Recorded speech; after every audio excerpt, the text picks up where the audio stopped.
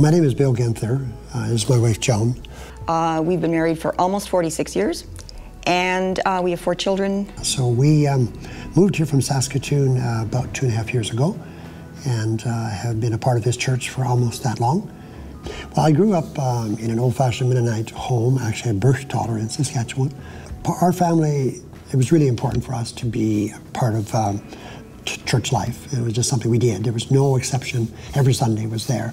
I grew up in a Christian home in Waltheim, Saskatchewan, and I had 4 siblings, and church was very important to all of us. And I don't really remember the exact moment I met Christ, because it was just kind of a family thing. We always did it, and God was always there and very important to all of us.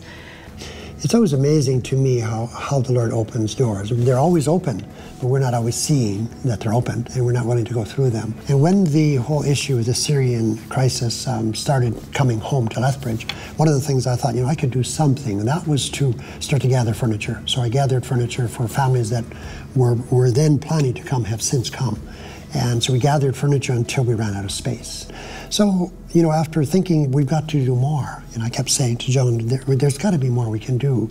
Just the day after we said we've got to do more, I got a Facebook message, or was posted on Facebook, from an organization called Send International, saying we desperately need people to work in Macedonia. So that was us, and we just said yes. And we went, and our lives have never been the same. Going there was just heart-wrenching to see these people taken out of their normal lives. They had normal jobs and had families, and everything is ripped away from them in order for them to try and have a better life. Well, we arrived at the mud camp, which we called it. There was 472 people there, and they literally lived in the mud. They had little pup tents meant for 3 people. There was maybe 10, sometimes a family of 10 in one. No blankets, no heat.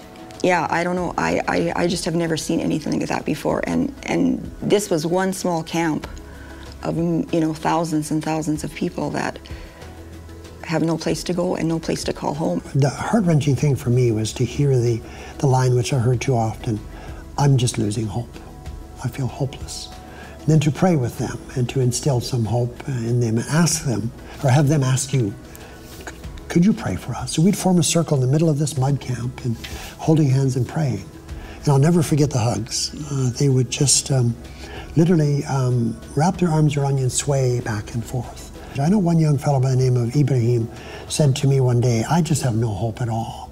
So I asked if we could pray together, and we did. And there were a number of others that came in the circle. The next day, the first thing he did when he saw me, he said, "I have some hope now."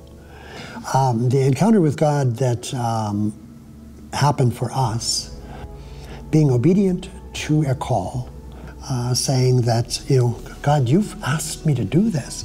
Therefore, you wouldn't ask if you didn't think I was able. But at the same time, I'm not able without you. And so for me, that's kind of the openness, saying, Lord, I'm here. Use me in any way you see fit.